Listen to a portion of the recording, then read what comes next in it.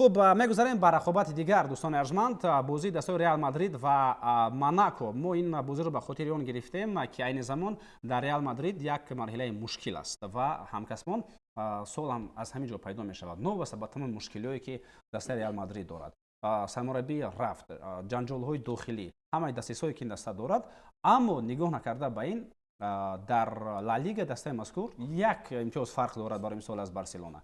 خوب در لیگ چمپیون ها اونها در قطار توپ 8 هستند، اگرچه در گویم که زینو اول هم نباشند با مثل ارسنال، اما در توپ 8 قرار دارند و اگر همین بازی رو به پیروزی جنب بست کنند موقع خود رو از دست نمیدن، رو خط مستقیم مرحله نهایی رو به دست میارند.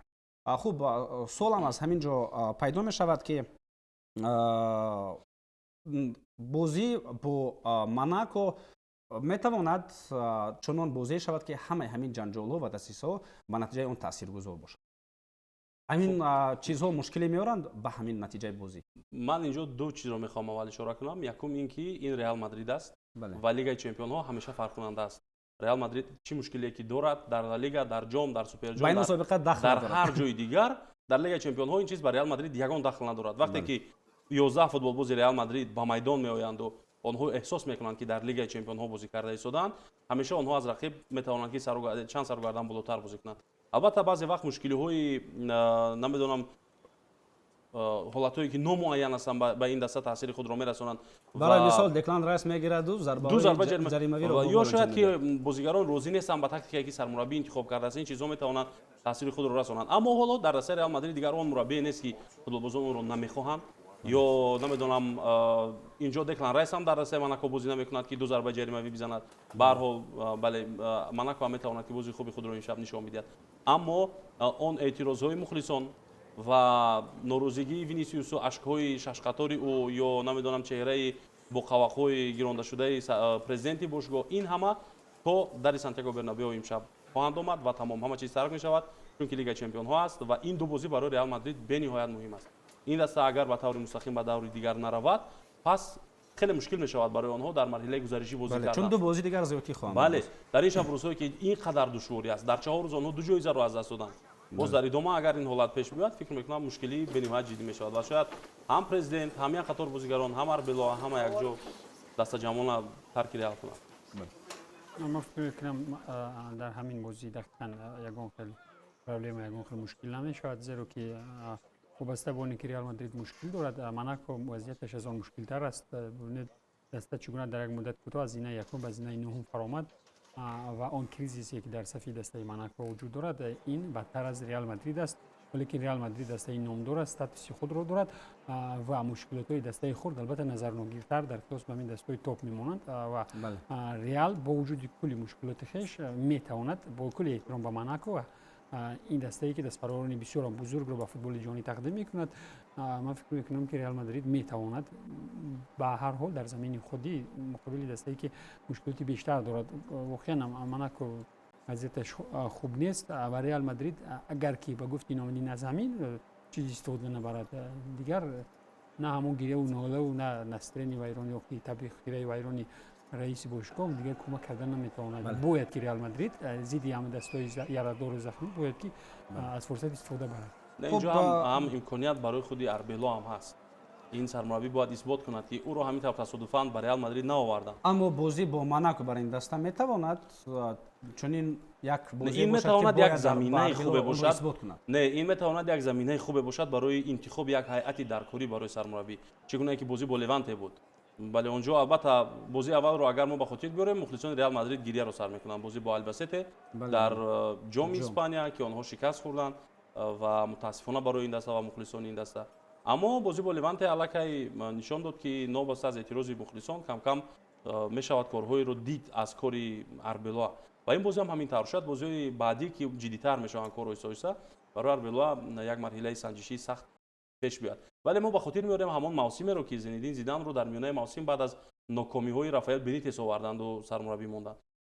زیدان هم در هیچ کجا خود رو اثبات نکرده بود تا اون مرحله که او برای ریال اومد. همچون مربی بله همچون مربی خود رو در هیچ کجا ثابت نکرده بود که او زور است. اومد برای ریال مادرید و کارش یعنی که برار گرفت البته اونجا گفتی چسبید. بله چسبید بازی رئال چسبید ولی هیئت رئال مادرید اونجا هیئتی بود که با هیچ یک دسته دیگر برابر کردن ممکن نبود. هیئت یک است و دوم اون که شما خود را در جای فوتبال بازان البته احساس کنید آربلو میآید این یک چهره این عموما یک شخصیت است اما زیدان میآید شما این دو نفر رو چگونه قبول میکنید یعنی اینجا گپ درباره شخصیت میرود و قبول این شخصیت از جانب فوتبال بازان مثل اونه که برادر بزرگ با تو یک کارو فرماند و پدر یک کارو فرماند. بله چگونه فرقیت است. بله خیلی مثال سری وقتی آورد یعنی در اونجا گویم که اون همه دستاوردهایی که زندگی زیدان دارد همچون فوتبال باز همچون شخصیت به همگان نمونه عبرت است. این چیز البته تاثیر خیلی بزرگ داشت. اما آربلو نیز فکر میکنم که اما آربلو شما وینیسیوس رو برای مثال خود رو در جای وینیسیوس تصور کنید زیدان میبیاد و آربلو میبیاد. فکر میکنم اگر 10 تا زیدان رو قبول نکنه 10 تا زیدان بیاد اگر وینیسیوس گوش نمیکند. مناسبتی که این حال از یک جانب مناسبتی که آربلو نسبت وینیسیوس دارد در این حال مناسبتی به قول خودم خوشامدگونه که دارد همین چیز تو جای رو آرام میکند و آهسته و میتواند یک به درد هر دو اینو خورد. اونی که او را گیراندن بعدن فقط آرامش میکنه در بلا او را کاپیتان اعلام میکنه به طور غیر رسمی و دیگر کارو. این چیز یک تاکتیک خاصه است که خاص آربلو نبود. آربلو میخواست مثل آلونسو یک تاکتیک باشد یک نظام جاری کند ولی دید که تقدیر آلونسو در رئال چی شد دیگر همون تاکتیک کلا برعکس رو استفاده برده است و من فکر میکنم در وقت بازی با موناکو این بازی یک سنجش بزرگ برای آربلو نخواهد بود. این یک چیزی تقدیرساز نخواهد. این تنها با شرافت پیروزی رئال مادرید میتواند در یک مدت کوتاه آرام کند تنها مخلصان را در یک مرحله موقتی آرام کند و بعدا اگر که باز معلوم میشود بعد وضعیت با ویرانتر شد باز همون جوش و خروش با خستن میگیرد. عموما شما با نتیجه خوب آربلو در دسته رئال مادرید خود باوری دارید همچون یک مخلص فکر میکنید آربلو در رئال مادرید لیگ چمپیون ها رو میگیرد. همین با تصورات شما درست میگیرد شما این رو تصور کردن میتونید. برای مثال من همچون مخلص فوتبال تصور میکنم و آربلو یگان مرتبه قهرمان لیگ چمپیون ها نمیبینم. من چند چیز وابستگی با مدت طولانی سرمربی رئال مادرید نمیبینم. این یعنی تنها در تصورات من این رو قبلا ابراز داشته بودم که شاید مدت 5-6 ماه تا آخر موسم او میتواند در رئال مادرید باقی ماند اما موفقیت او با چند چیز حتما وابستگی دارد.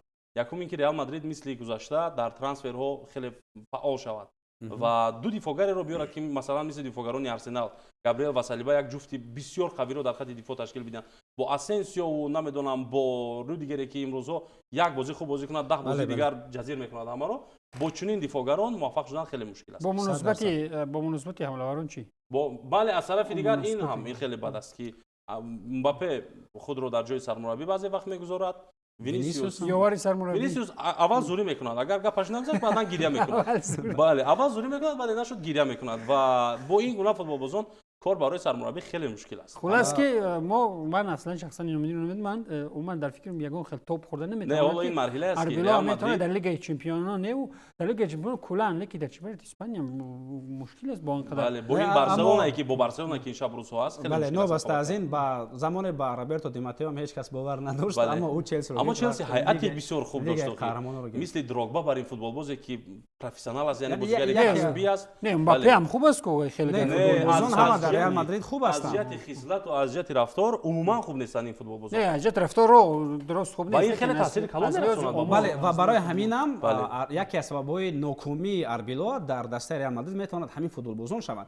چون که اون چیزی که شما پیشنهاد کردید یعنی وینیسیوس رو آروم میکند امباپه رو آروم میکند با زوری باشد با چی باشد با زر باشد نمیدونم اما این راه حل مشکلی هست اما به مدت خیلی کوتاه به مدت خیلی معین کوتاه این به مدت دراز و مدت طولانی نمیتواند. مثلا در رئال مادرید فوتبال بازی مثل سرخیو راموس نباشد که گپیو رو بغیر از سرمربی گپیو رو در میدان همه گوش کنند. مثل مثلا کراس بازیگری نباشد که این طرف نگاه کنند با دست نشون میدهد که وینیسیوس ба самти дарвозаи рақиб ҳаракат Ёки Модрич. бале Модрич набошад ки бозиро яъне ки гардон кунад. дар ин гуна вазъият барои чунин як сармураббии камтаҷриба хеле мушкил аст. бале аммо имрӯз ки бо дастаи Монако бозӣ дорад Реал Мадрид дар Сантьяго Бернабеу, Монако он дастае нест ки тавонад баробар бозӣ кунад ҳатто бо Реал Мадриди шикаста, чунки дастаи Монако худ дучори мушкили хеле зиёде аст. Агар мо ҳатто ба бозии охири даста назар беандозем, не, ман аз Монако як бозии хубро имшаб интизорам. бозии хуб, бале, аммо онҳо мушкили зиёд дорад. Агар мо ба оморо назар беандозем, агар мо ба бозии охир назар беандозем, онҳо танҳо як не, ҳамон тавре ки Реал Мадрид ва онам дар ҷом аз нокомиҳои Монако имшаб рӯз бояд тавре ки Монбек ишора кард истифода барад. Монако ҳам ҳамин фикрро дорад ки дар ин давраи шикасту рехти Реал Мадрид мо ҳатман бояд кӯшиш кунем. Аммо чӣ гуна ки Монбек гуфт, фикр мекунам Мбаппе бар муқобили собиқ дастаи худ ҳатман имшаб ё 2 гол мезанад ё 3 гол мезанад, Реалро ба ғалаба мерасонад. Чунки дар ҳалоидагим ҳар як футболбоз қавитар аз тими худ дар Монако мебошад ва имрӯз албатта мо бозии осони Реал Мадрид ва ғалабаи осонро интизор ҳастем, вале Монако метавонад як ҳангоми асосии даври ҳафтумро ба мо шумо нишон медиҳад.